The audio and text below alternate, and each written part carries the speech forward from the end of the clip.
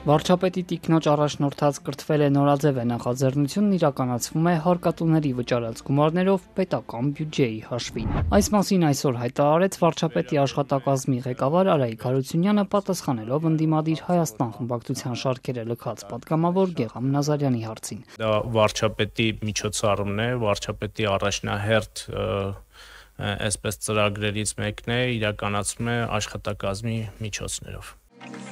Որքան բյուջե ունի կրթվել է նորաձև արշավը, հաճախակի մարզային այցելությունների, միջոցառումների եւ այլնի համար հարկատուների միջոցներից որքան է վճարվում։ Վարչապետի աշխատակազմի ղեկավարը, որն այսօր խորհրդարանում մասնակցում էր անցած տարվա բյուջեի կատարողականի քննարկմանը, փակագծերը չբացեց։ Բյուջե 2025-ի տողերում կրթվել է նորաձև նախաձեռնության մասին որևէ բառ չկա։ Վարչապետի աշխատակազմի այս տարվա բյուջեն ավելի քան 24 միլիարդ դրամ է կազմում։ Այն տարբեր ծրագրեր է ներառում. աջակցություն հասարակական կազմակերպություններին, հանրային իրազեկում, վարչապետի լիազորությունների իրականացման ապահովում, տեսչական վերահսկողություն եւ այլն։ Թե սրանցից որի շրջանակում է ֆինանսավորվում նախաձեռնությունը, Արայիկ Հարությունյանից պատգամավորը չհետաքրքրվեց։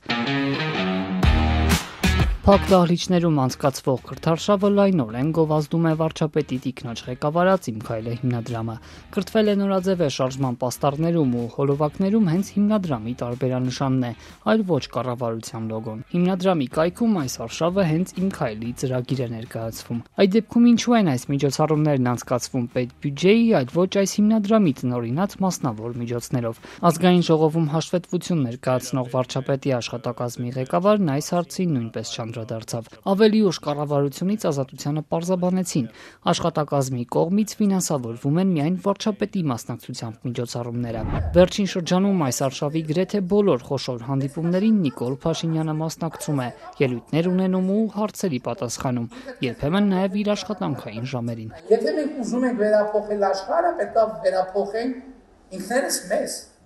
Դա ներկայացում է որպես մասնավոր նախաձեռնություն այդ «Իմ քայլը» բարեգործական հիմնադրամի կողմից։ Շատ ավելի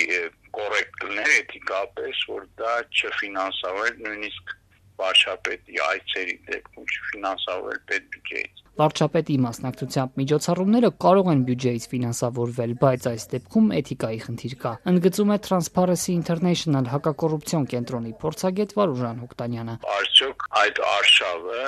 իսկապես վարչապետի գործառույթների շարքում է գտնվում,